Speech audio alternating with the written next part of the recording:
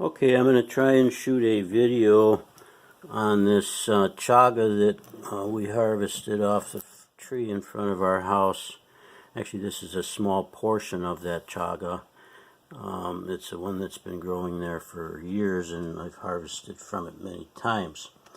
And this is just a small chunk of what's still on the tree, actually.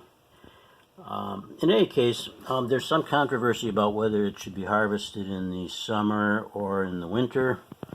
And I've heard that part of the concern is that it is more diluted by the moisture content in the summer.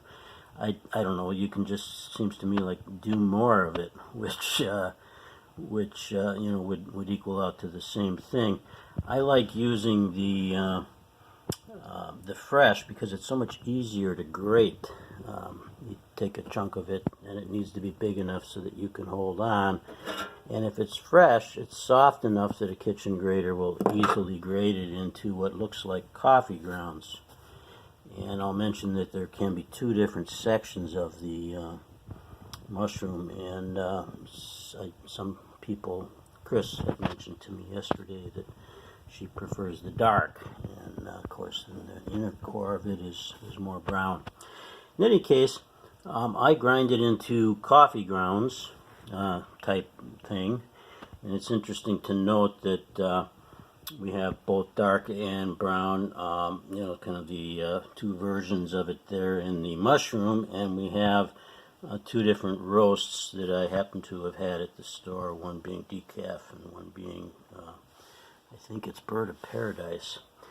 And so I'm going to be adding a little of this to each, because I figure I'm not sure which one is better, the dark side of the mushroom or the lighter inner core.